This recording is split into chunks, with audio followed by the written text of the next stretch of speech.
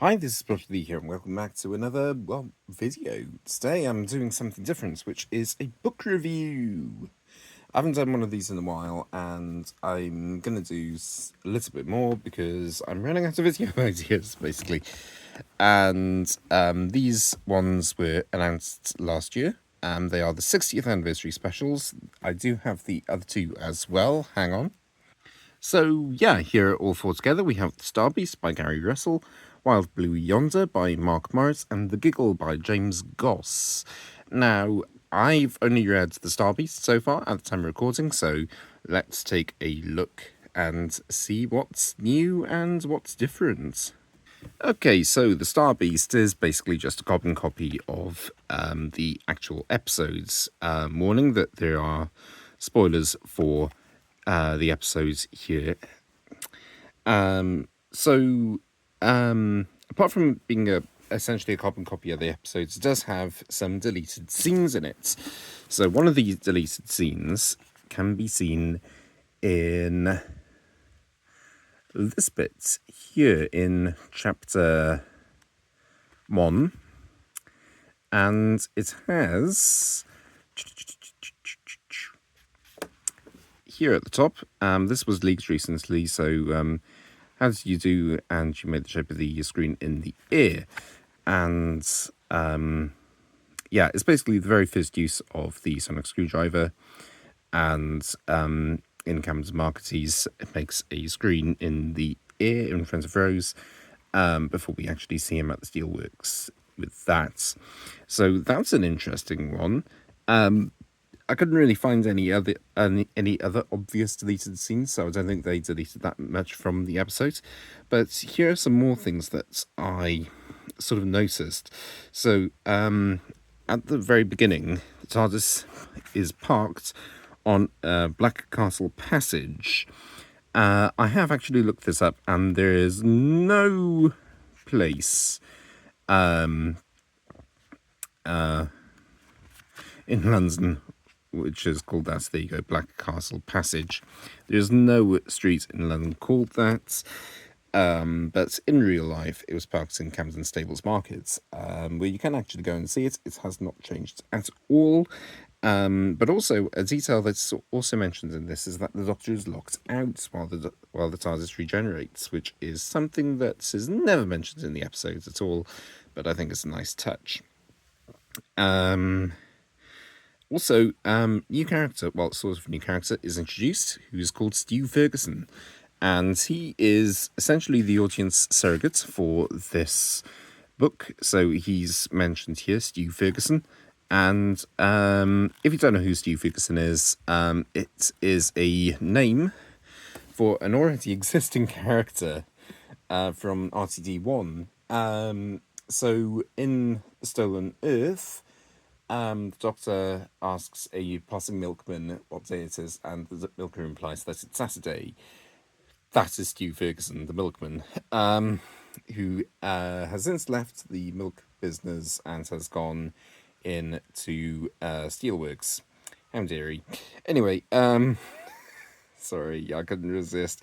But Stu Ferguson crops up throughout the novel. He becomes possessed by the Meep, and he's also questioned by Eunice and whatever else.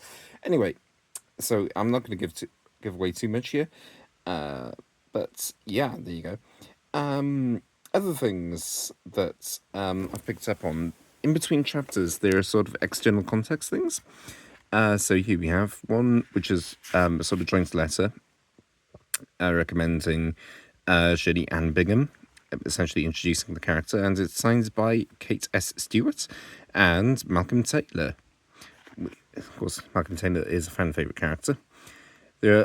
And often these are just 2 pages, so we've got a sort of Wikipedia page. I mean, it's not Wikipedia, it's Galaxipedia, of course, referencing all these things, just a little bits of backstory and whatever else. So it is quite nice. Those.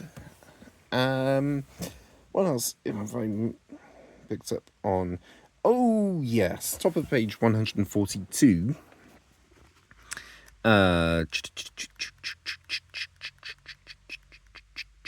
excuse me 1 minute, 142. There is a reference to semi-regeneration, referring to the meta-crisis. This is...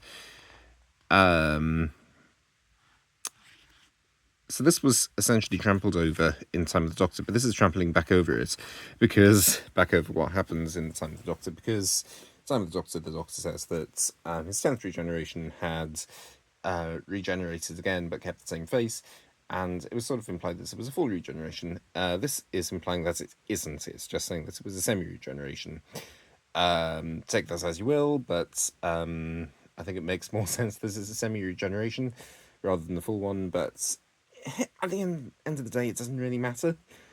Doctor Who canon is all over the place, and just take it as you will. The final thing that I actually picked up on was that in the final chapter, when the TARDIS is revealed, it mentions smells. So we don't often think of the TARDIS as smelling, but, well, at least I haven't. But there are distinctive smells that are here. So when it's in its fresh state, it smells of mint. And then when we see it in its sort of green round with green roundels, it smells of eucalyptus. And then right at the end, when Donna throws the coffee into the console, it smells of sulphur and burning. And that's something that I quite like. I don't know whether it's going to be mentioned in the other two novels, but yeah, there you go. Overall, what do I think of The Star Beast? Well, it's a good book. It really is. There's something that's I quite like about it, and there are things that I quite like about it, and some things that I don't. So, for instance, the ending is still...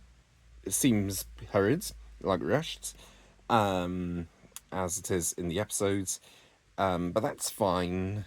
But that's fine. I just wish that there had been reference to it, to all the streets not closing up, but instead, and going back to how they were, and just being left in carnage, and then the council have to deal with it or whatever. I think that would have been better. Yeah, I like the inclusion of the deleted scenes. So with all these sort of new novelizations, often if the episodes aren't written by the original writer, they're essentially carbon copies, and that's fine. Well, carbon copies with added deleted scenes and added bits of backstory and whatever, and that's fine. But I always think that the original writers ought to have first refusal of the novelizations, so that they can alter the story a little bit. And this is what happens with Russell T Davies writing Rose and Robert Sherman writing Dalek and so on. Day the Doctor is another example. And it often gives something fresh to the story, like Russell T Davies writes in Rose that along the sort of southern embankments in London, near the London Eye, there are street performers, and he makes them all in, and he implies that they're all autons. But that's another story for another time. This is good. This is good. If you're a fan of the Star Beast, please buy it. But of course, we have the other two on the way as well, and I shall be reviewing those over the coming weeks. So yeah, thank you very much for watching and listening. Thank you for bearing with me, and I shall see you again in another 2 weeks' time for another episode. Next time, Wild Blue Yonder. Thank you very much for watching, and I shall see you then. Bye.